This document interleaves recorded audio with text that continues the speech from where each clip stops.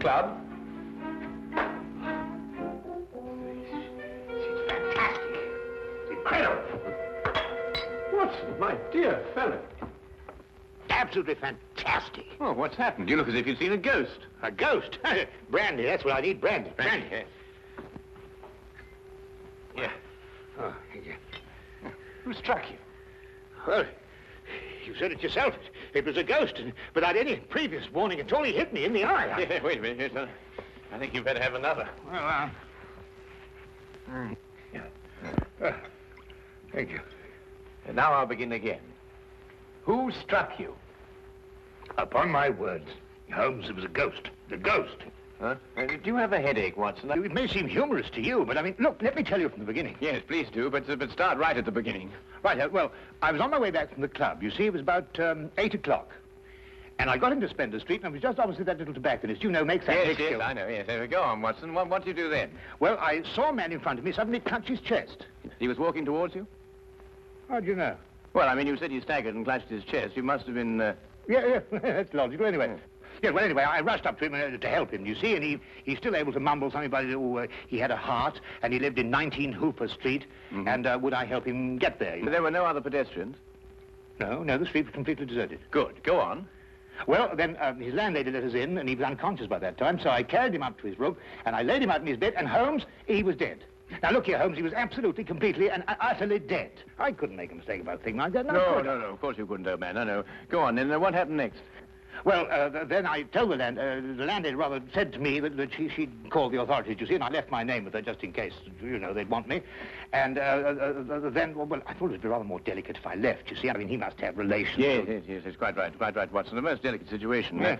What was the man's name? Higgins. Albert Higgins. Uh-huh, I see. And what did you do after you left the house? Well, you see, it had been a bit of an effort, you know, carrying him up like that, so I got down the stairs and popped across the road into a pub and had a pint. Yeah.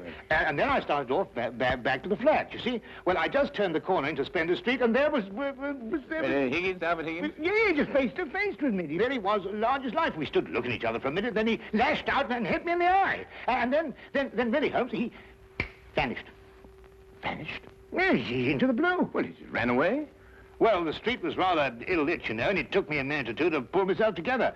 And then I don't know whether he ran away or not, but he vanished. Well, that's most unusual. Most? Did you speak to this ghost?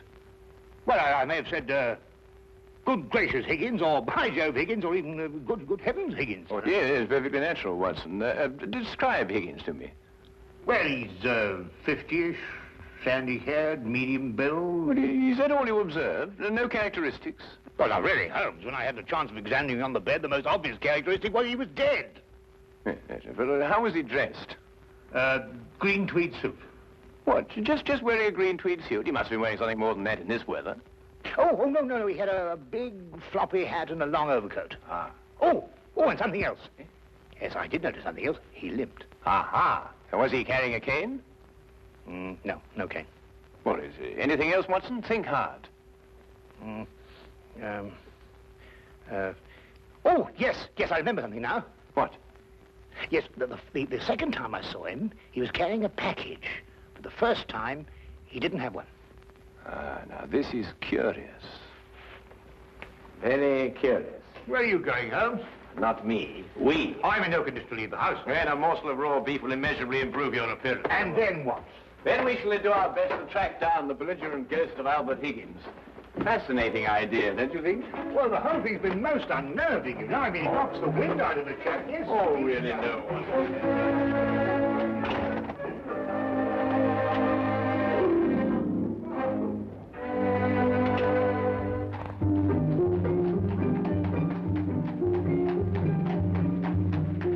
He was also a rather flamboyant character by the wide, rakish brim. I see he was an artist, too. He hasn't painted very much recently. Notice the specks of paint underneath the brim here. And not house paint, but canvas oils. Here, what's this? How are you, Jensen? What are you doing in poor Albert's room? Oh, good evening, Mrs. Blake. You remember me, Dr. Watson? You're the bloke who brought poor Albert in. Yes. Who's your gentleman friend? This is Mr. Sherlock Holmes. Mrs. Maggie Blake, the landlady. Pleased to meet you, I'm sure, Mr. Holmes. Oh, poor old Albert. He was proper fond of life, Albert was. He wouldn't have popped off if he'd had his way. Oh, few of us would, madam. I was around to the local having me good-night pint. And grieving for poor old Albert. He would have wanted a proper send-off. With a pint of mild and bitter, Albert would. No doubt he would, madam. The body, I see, has been removed by the authorities.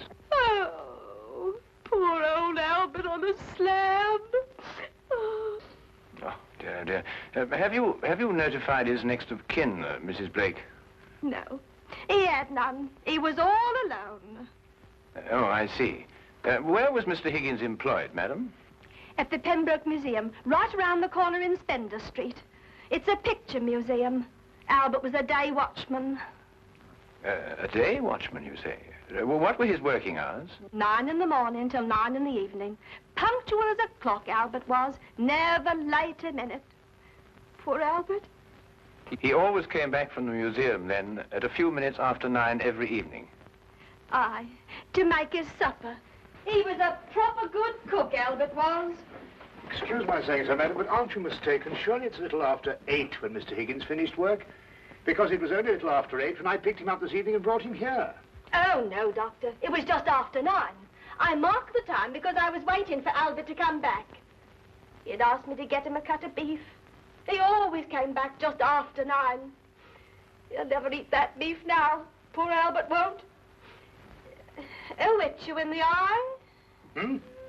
Oh, no. I just bumped into a door. Oh, you shouldn't get familiar with the door, if you know what I mean.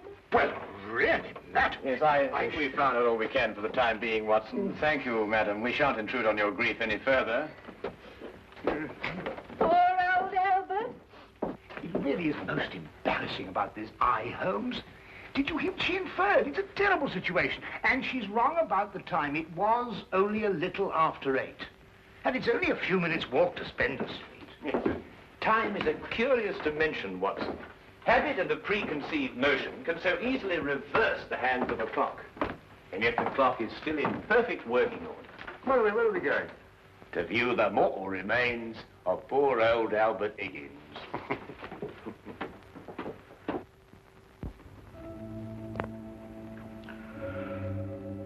Well, there he is, Mr. Holmes. Nice and peaceful, I gave. Poor chap. See anything, Holmes? Nothing that I haven't already deduced, except that I drew an erroneous conclusion from his hat. He has painted recently, but indoors with his hat off. There are still traces of paint, quite fresh under his fingernails. What does that mean? I haven't the faintest idea. Well, you gents aren't the only ones interested in this dearly departed. Inspector Lestrade of Scotland Yard's looked him over, too. Oh, indeed. Oh, he's still here if you'd like to talk to him. Well, that should be very informative for one or the other, or both of us. I can't understand it, Holmes. I'm absolutely sure this is the man who punched me. I'm positive. But also the one who had the heart attack? Yes, I'm sure of it. One and the same. Well, he's punched his last punch. Where he probably is, they're punching him. Full of holes with pitchforks. Yes, well, I think we've seen and heard enough. Would you like to take us to Inspector Lestrade now, please?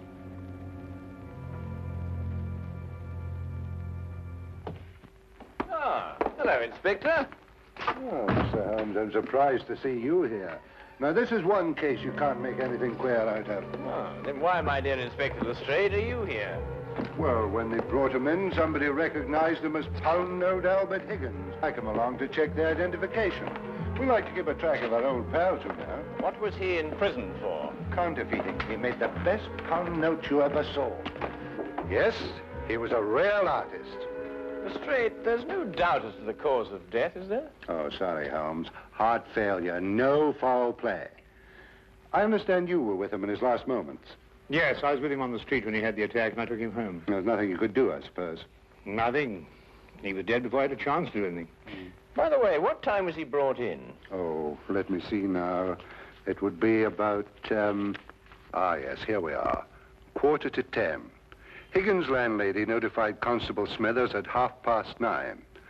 Smithers had them remove the body in a matter of minutes. Inspector, are you sure it was 9:30 and not 8:30? No, 9:30. It's right here in Smithers' report. Why? Oh, No, it's nothing at all. You're quite sure, Lestrade, nothing more to this than a simple case of natural causes? Ah, no, there's no mystery at all. No mystery, Mr. Holmes. Hey, what happened to your eye, Dr. Watson? Oh, I bumped into a door. A door? Oh, well, that's a new one anyway. Was it a pretty door? No, really, Lestrade. That's all right, Watson. I won't tell a soul. Well, really, this is insufferable, Holmes. Nobody believes me. Well, why did you tell him the truth? What, that I was punched by a ghost? Yes, I see what you mean. We may have to take on this case anyway, if only to protect your honor and reputation. Well, it's intolerable, Holmes. Absolutely intolerable.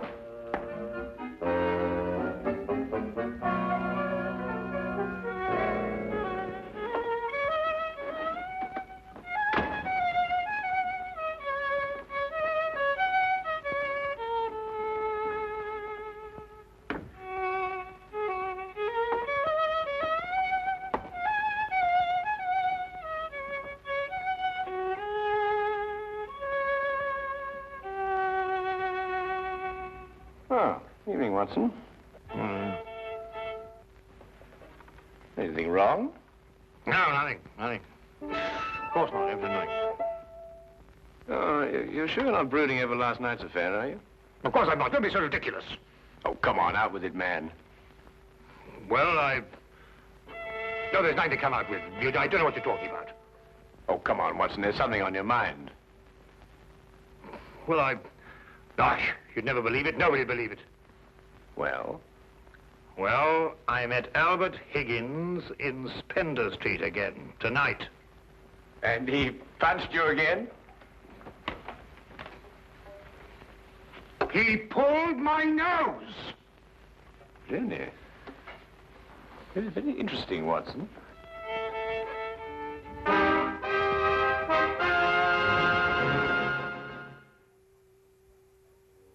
My dear Watson, calm yourself. Look here, Holmes. This whole Higgins affair's gone too far. First of all, last night and now tonight. Calm yourself, Watson, and relate. Everything hangs on this second encounter. Well, it occurred just as it had last night. I was on my way back from the club, and I'd reached Spender Street. It was a few minutes ago, as a matter of fact, just after 9 o'clock. I'd stayed rather later in the club than usual. There was a chap from Afghanistan. They was awfully interesting. Yes, Watson. Get on with your story. Well, I was rather preoccupied, as you know. This affair's cut me up, rather, and although I may not show it. Anyway, I was walking along. I suddenly looked up, and there was the pedestrian, a man a few feet from me. Walking towards you? Well, yes. Of course, I didn't recognize him straight away for, you know who. Anyway, I sidestepped him past, and he sidestepped to let me pass, and then we sort of zigzagged about a bit, you know what it is on the street, and ended up by bumping into each other. Now, that's when you recognized Albert Higgins? But it was Higgins. I couldn't be mistaken. Good heavens, man, I know him like my own brother. Dressed as he was last night? Exactly. And what did he do then? Well, as I told you, then he put out his hand, and he... Well, yes, we'll go into that. And then he was gone, vanished. Capital, Watson, capital. Everything begins to fall into place. Now, there's one more question. Was he carrying a package? Well, yes, he was, just like last time.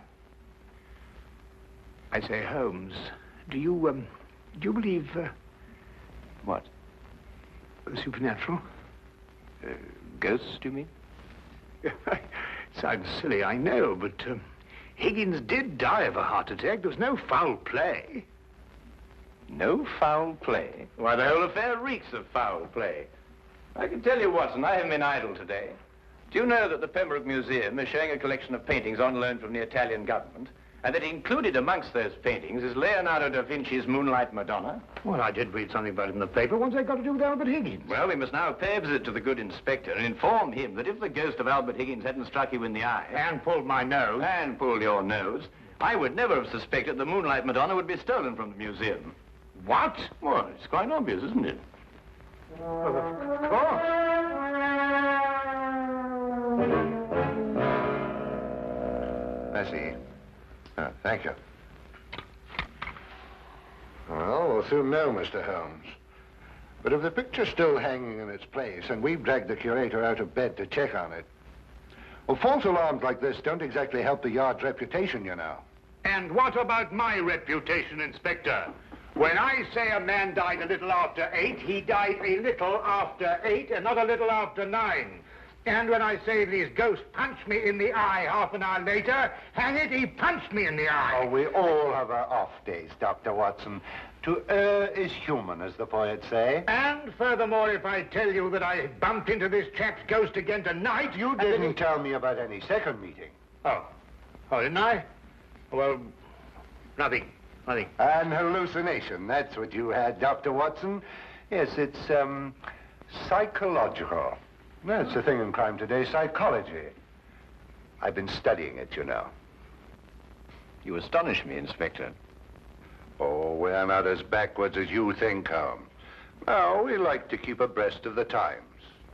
Though I don't mind admitting I don't think the psychology's got much of a future. Oh, come in. Ah, Hawkins, you saw the curator? Oh, yes, sir. I called him, Mr. Bentham, as you instructed, sir. He was quite excited when I told him this picture called the Moonlight Madonna had been stolen. And so we rushed around the corner to the museum. And? Well, sir, the picture was there, hanging in its proper place. Good night, sir.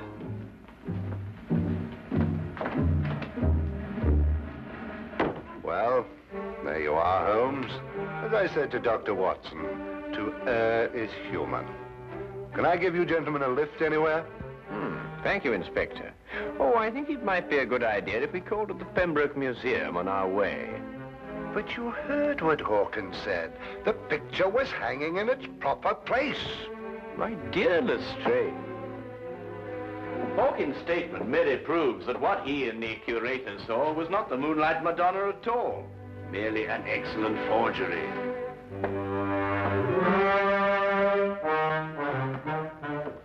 What's he talking about? Art, ghosts, my black eye, and psychology.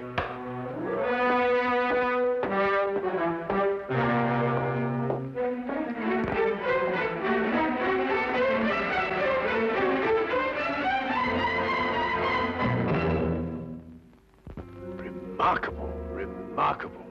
Only a microscopic examination of the brushstroke shows it any different from Da Vinci's work. Of course, if you still have any doubts, a chemical analysis of the paint mixtures will prove them to be of modern manufacture. No. You've quite convinced me, Mr. Holmes. An analysis is necessary. Dear me, this is catastrophic. A rather delicate situation, eh? Delicate? The Italian government will hold the British government responsible. Now, the painting is an Italian national treasure, and a theft could easily affect a pending treaty between the two nations. Oh, Mr. Holmes, you must find the original before the Italians learn the painting's been stolen. The British government will hold me responsible. And the yard will hold me responsible. The most priceless of the lot, too. Yes, naturally. Well, we know who stole the painting and substituted a forgery, Higgins. All we've got to do now is find out where he hid it. What time did you leave the museum, Mr. Benson? A few minutes before 9. Higgins was still on duty. You're quite sure it was Higgins? I'm certain, Mr. Holmes. I chatted with him for a few moments, and I couldn't have mistaken his voice. And the night watchman relieved him at 9. Well, you heard him say that, Mr. Holmes, and that he had a package with him when he left. The night watchman swears up hill and down dale it was Higgins, all right. Well, the matter seems to resolve itself very nicely, doesn't it? Dr. Watson was punched by Higgins a few minutes after 9. The night watchman saw him leave at 9, and you spoke to him a few minutes before 9. Look, Holmes, why don't you and Dr. Watson go home and have a good night's rest? From now on, it's nothing but plain, ordinary, simple police work. Nothing you could use a magnifying glass on. True. True, Inspector. Well, good evening, gentlemen. Yes, well, good night, gentlemen.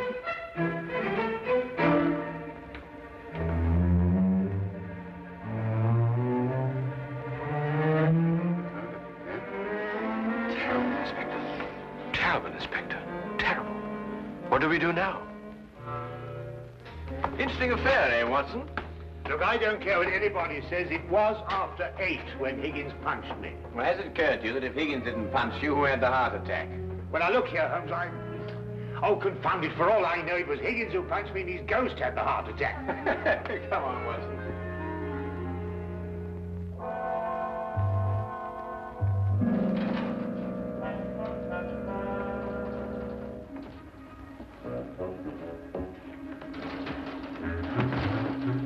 We might have the common decency to tell me what we're breaking into. Shh, whisper.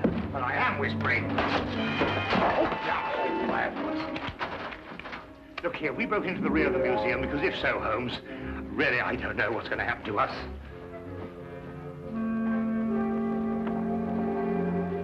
Here, hold this. What? Oh.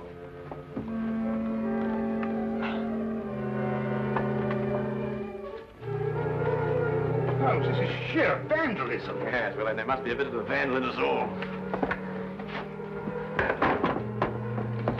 Holmes, what are you doing? This is wanton destruction. I've never seen anything like this in my life. I forbid you to. I didn't know this side to your character, Holmes. I'm shocked. Ah, just as I thought.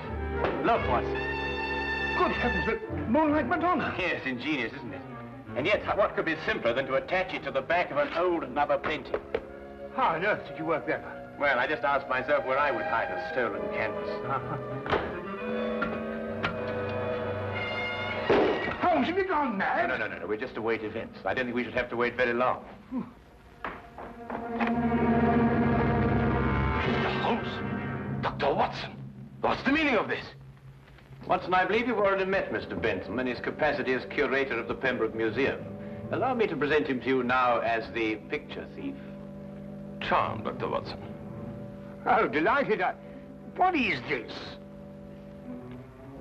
So you discovered my little hiding place, Mr. Holmes.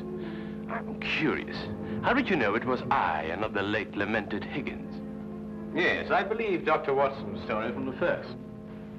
If Higgins died at a little after 8, it must have been someone else who struck him a little after 9. But it was Higgins who punched me home. Oh, no, Watson. It was a limp, a wide, floppy hat, and an exceedingly long overcoat that punched you, seen in a dimly lit street. A psychological misidentification, as the good inspector would call it. The night watchman was also a victim of the same illusion. And what about the landlady? How much did you have to pay her to set back the time of death by an hour, Mr. Bentham? Oh, not much, Mr. Holmes. How did you know it was me? Dr. Watson and the night watchman both identified the 9 o'clock Higgins visually at a distance. Only you pretended to have spoken to him. This meant that either you were lying or Dr. Watson was punched in the eye by a ghost. I believe the simple explanation. You almost make me feel transparent, Mr. Holmes. To anyone who viewed the facts objectively, you were. It's a pity that one crime has to lead to another. Yes, and I think it's a great pity, Holmes, that you broke that vase. Oh, yes. But it's only an imitation. Nonsense, you can't tell me that sort of work like this is an imitation. Perhaps the pieces can be... Well done, Watson, well done. You know, Holmes, you didn't have to invite him here to catch us. You put us in rather an awkward position. Oh, my dear fellow, I have sublime confidence in your ability to extricate us from any predicament in which my rashness may place us. Might I suggest that you now fetch the good inspector? Yeah, here you are. Yeah. Excuse me. I say, Holmes, Bentham punched me in the eye. Who was it tweaked my nose? Well, my dear old chap, it was absolutely imperative that I make certain that the limp, the hat, and the coat were really capable of fooling you. You? Yes, I regret to say I not only tweaked your nose, but I also pulled your leg.